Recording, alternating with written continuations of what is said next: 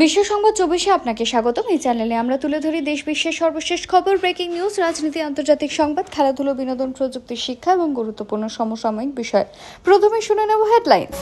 শিবালের 1 কোটির অনুদান ঘিরে তোলপাড়, শিবাল ও দীপকের বিরুদ্ধে নির্বাচন কমিশনে আরটিআই কর্মী। তসলিমার অনুষ্ঠানে বিশৃঙ্খলা, জয় গোস্বামী মঞ্চের দিকে এগোতে ক্ষোভের আগুন, বিস্ফোরক দিলীপ ঘোষ। যারা বড় বড় কথা বলতো। গ্লাসগোয় বক্সিং বিপ্লব, 7 সোনাও বিশ্ব রেকর্ড করে কমনওয়েলথে ভারতের ঐতিহাসিক বাজিমাত। অঙ্কুশের সোনা, নরেন্দ্রর রূপো, বক্সিংয়ে 10 পদক জিতে নজির, পদক তালিকায় 4 নম্বরে ভারত। পুলিশের পোশাক জোগাড়ে দেরি না হলেই যন্তর মন্তরে ঘটত ভয়াবহ কাণ্ড। হামিম অর্পিতাকে জেরা করে বিস্ফোরক তথ্য সামনে। বিজেপিতে গিয়েও তৃণমূলের সঙ্গে যোগাযোগ বিদ্রোহীদের। ঘাস ফুলে ফিরতে মরিয়া বর্ষিয়ান সাংসদের দাবিতে উত্থালবঙ্গ রাজনীতি। রাতে অবিলম্বে দেশ ছাড়ার জন্য বার্তা, সকালে ইরানের সবচেয়ে বড় হামলা স্থগিত করে দিলেন ট্রাম্প। কেন?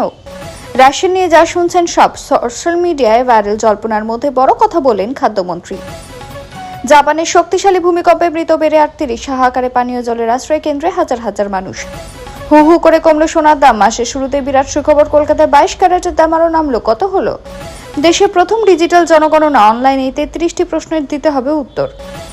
আয়ুষ্মান কার্ডের নাম তো শুনেছেন, আভা কার্ড কি জানেন? কেন এটা সবার করানো উচিত? অন্নপূর্ণা যোজনার টাকা এখনো না পেলে এই নম্বরে ফোন করুন, হেল্পলাইন নাম্বার চালু রয়েছে। মোবাইল নম্বরে দিয়ে টাকা পাঠানো বন্ধ, 4 সেপ্টেম্বর থেকে এই উপায়ে লেনদেনে আসছে যুগান্তকারী বদল।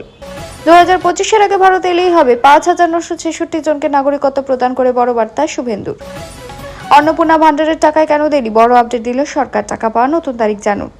মুখ্যমন্ত্রী স্বাস্থ্য বীমা যোজনা আবেদন প্রক্রিয়া, বিনামূল্যে মিলবে 5 লক্ষ টাকা চিকিৎসা, রাজ্যে চালু মুখ্যমন্ত্রী স্বাস্থ্য বীমা যোজনা। আবেদন করবেন কিভাবে? নেশামুক্ত ভারত গড়ার ডাক মোদির, যুব সমাজকে কি বার্তা দিলেন প্রধানমন্ত্রী? হকার উচ্ছেদ নিয়ে বড় সিদ্ধান্ত নিল সরকার, মুখ্যমন্ত্রীর বার্তা জানিয়ে দিল অগ্নিমিত্রা, দেওয়া হলো বড় শর্ত। চীনের লাল চোখ রাঙানি রুখতে বড় মাস্টার স্ট্রোক ভারতের, ভুটানের সঙ্গে 4,000 কোটির ঐতিহাসিক চুক্তি। এবার আসছে বিস্তারিত খবরে। সাধারণ মানুষের চিকিৎসার বিপুল খরচ কমাতে এবং স্বাস্থ্য পরিষেবাকে আরও সর্বজনীন করতে রাজ্য সরকার চালু করল এক বিশেষ উদ্যোগ, মুখ্যমন্ত্রী স্বাস্থ্য বীমা যোজনা। এই নতুন ব্যবস্থার মাধ্যমে রাজ্য সরকারের লক্ষ্য, যে সকল স্থায়ী বাসিন্দা স্বাস্থ্যসাথী প্রকল্পের অন্তর্ভুক্ত হলেও কেন্দ্রীয় সরকার আয়ুষ্মান ভারতের সুবিধা পান না, তাদের সম্পূর্ণ আর্থিক স্বাস্থ্য সুরক্ষা প্রদান করা। প্রকল্পটির অধীনে একটি নির্দিষ্ট পরিবারকে বছরে সর্বোচ্চ 5 লক্ষ টাকা পর্যন্ত ক্যাশলেস অর্থাৎ নগদহীন চিকিৎসার সুযোগ দেওয়া হবে। এই সুবিধা মূলত হাসপাতালে ভর্তি হয়ে চিকিৎসার ক্ষেত্রে প্রযোজ্য হবে। এই যোজনার সবচেয়ে ইতিবাচক দিক হলো আগে থেকে থাকা কোনো শারীরিক সমস্যা বা রোগের জন্য অবিলম্বে চিকিৎসা পাওয়া যাবে। এর জন্য কোনো দীর্ঘ প্রতীক্ষা বা ওয়েটিং পিরিয়ড থাকবে না। এছাড়া পরিবারের সদস্য সংখ্যার কোনো নির্দিষ্ট সীমা রাখা হয়নি, ফলে বড় পরিবারগুলো এই সুরক্ষার আওতায় আসবে। মাস শুরু হতে অন্নপূর্ণা ভান্ডার প্রকল্পের উপভোক্তারা ব্যাংক অ্যাকাউন্টের দিকে নজর রাখছেন। তবে 1 আগস্ট অনেক মহিলার অ্যাকাউন্টে প্রকল্পের টাকা জমা পড়েনি, যা নিয়ে তৈরি হচ্ছে জল্পনা।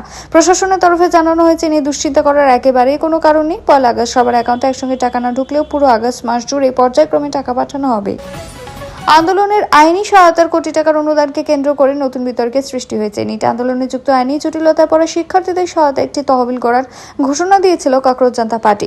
সেই তহবিলে প্রবীণ আইনজীবী ও রাজ্যসভার সাংসদ কপিল সিব্বল 1 কোটি টাকা দেওয়ার প্রতিশ্রুতি দেন। এবার এই বিষয়টিতে নির্বাচন কমিশনের হস্তক্ষেপ দাবি করলেন গুজরাটের এক তথ্যের অধিকার কর্মী।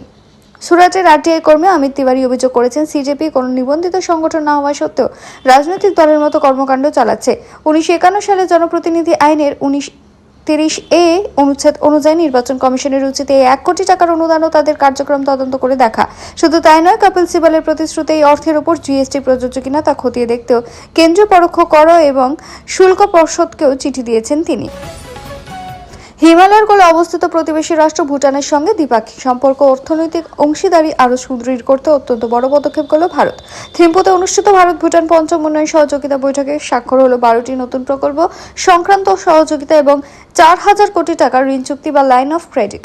শুক্রবার ভারতের বিদেশ সচিব বিক্রম মিশ্রি এবং ভুটানের শীর্ষ নেতৃত্ব রাজা জিগমে খেসের নামগিয়াল ওয়াংচুক, প্রধানমন্ত্রী দাশো সেরিং তোবগে এবং বিদেশ ও বাণিজ্য মন্ত্রী লিওনপো ডিএন ধুঙ্গিয়েলের উপস্থিতিতে ঐতিহাসিক অর্থনৈতিক এবং পরিকাঠামো উন্নয়ন অংশীদারি সংক্রান্ত সমঝোতাগুলি স্বাক্ষরিত হয়েছে। বাংলায় ক্ষমতার রদবদলের পর কেটেছে মাত্র 11 সপ্তাহ। এরই মধ্যে ভোটের আগে দেওয়া একের পর এক প্রতিশ্রুতি পূরণের উদ্দেশ্যে কাজ করে চলছে বিজেপি সরকার। একাধিক জনকল্যাণমূলক কর্মসূচি থেকে প্রকল্প ঘোষণা করা হয়েছে। আর এবার নতুন মাসের প্রথম দিন 1 আগস্টে মুখ্যমন্ত্রী শুভেন্দু অধিকারী নাগরিকত্বের শংসাপত্র অর্থাৎ সিটিজেনশিপ সার্টিফিকেট তুলে দিলেন হাজারো মানুষের কাছে। 5,966 জনকে নাগরিকত্বের শংসাপত্র দিলেন শুভেন্দু। এদিন মুখ্যমন্ত্রী শুভেন্দু অধিকারী উত্তর 24 পরগনার বাসিন্দাদের মধ্যে যারা সিএ এর জেরে নাগরিকত্ব পাননি তাদের নাগরিকত্বের শংসাপত্র দেওয়া হলো নিউটাউন কনভেনশন সেন্টারে। প্রায় 300 জন মতো সম্প্রদায়ের লোকের এই শংসাপত্র পেয়েছেন বলে জানা যাচ্ছে।